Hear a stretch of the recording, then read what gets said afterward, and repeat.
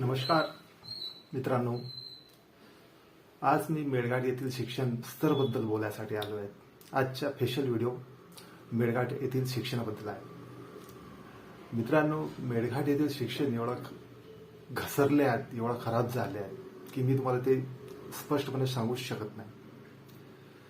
मान्य कलेक्टर महोदय मेळघाट येथे दौरा करून स्वतः तपासणी करून त्याने प्रसारित केले आहे. सोशल मीडियामध्ये, वर्तमानपत्रामध्ये प्रसार केले आहेत आणि मेळघाट येथील शिक्षण स्तराबद्दल दुःख व्यक्त केले आहेत.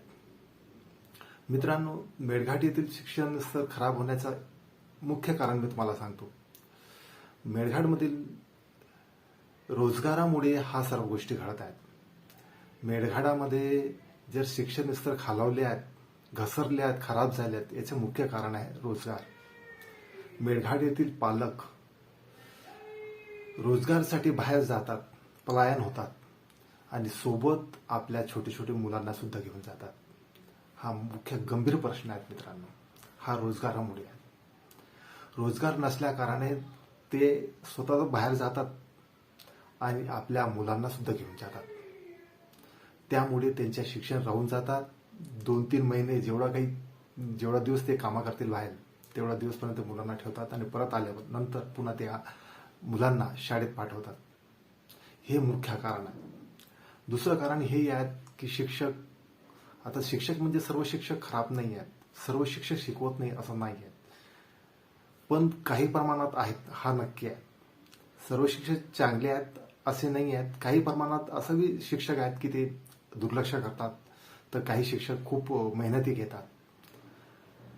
म्हणण्याचं तात्पर्य हे आहे की शिक्षक जर प्रायव्हेट शाळामध्ये, इंग्लिश मीडियम शाळामध्ये,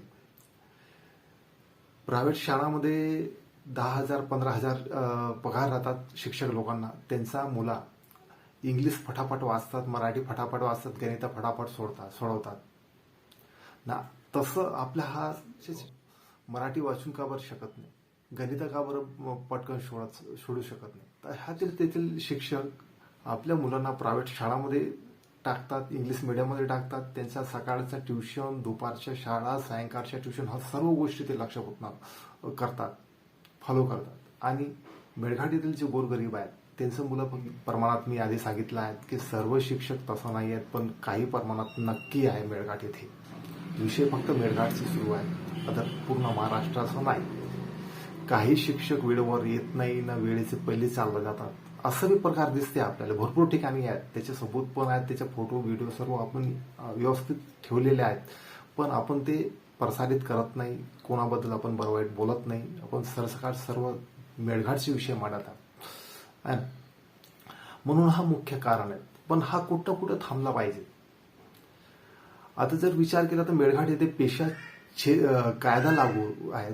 पेशा कायदा लागू असल्यामुळे हा मेळघाट येथे आदिवासी, तिथचे जे प्रॉपर आहेत, लोकलचे जे लोक आहेत, तेच नोकरीमध्ये लागून राहिले. ते बरं गोष्टी आहे, चांगली गोष्टी आहे. स्थानिक लागले पाहिजे, आदिवासी लागले पाहिजे. तिथच्या 5वी अनुसूचित क्षेत्र आहेत, त्या क्षेत्रानुसार पेशा कायदा लागू आहेत, तर त्यांना त्यांचे अधिकार मिळालेच पाहिजे. पण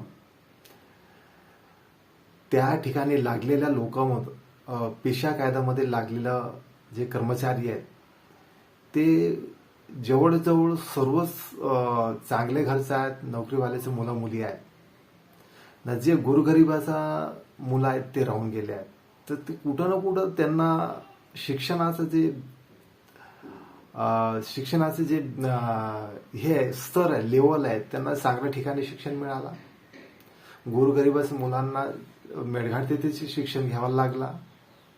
नोकरीवाल्या जे लोक आहेत त्यांच्या मुलासाठी त्यांनी स्वयंचा व्यवस्था करून घेतला की चांगल्या शाळा म्हण, अमरावती म्हण, चिखलदरा, परतवाडा असं शहर विभागात त्यांचं शिक्षण करून दिला. म्हणून कुठं ना कुठं त्याचं बेसिक्स ठीक आहेत, म्हणजे स्ट्रॉंग आहेत ना. इथं जे गोरगरीब आहेत मेळघाटचे, जे शेतकरी आहेत, ते फक्त त्यांच्या कामाकडेच त्याचे लक्ष होते. त्याचा फारसा मुलांच्या शिक्षणाकरिता नव्हता. म्हणून कसं तरी ते शिकत गेले, पण 10वी-12वी नंतर तो बेरोजगार झाला. तर हा मुख्य कारण आहे. पण हा कुठं ना कुठं चेंज झाला पाहिजे, हा बदल झाला पाहिजे. मेळघाटचा लोक हा शिक्षणमध्ये लक्ष दिलंच पाहिजे. शाळा व्यवस्थापक समिती नोंदल्या आहेत, सर्व गोष्टी अधिकार तुम्हाला आहे. आपलं मत मांडायचं संविधानानं आपल्याला अधिकार दिले आहेत. ते आपलं मत मांडा, शाळेत व्हिजिट करा.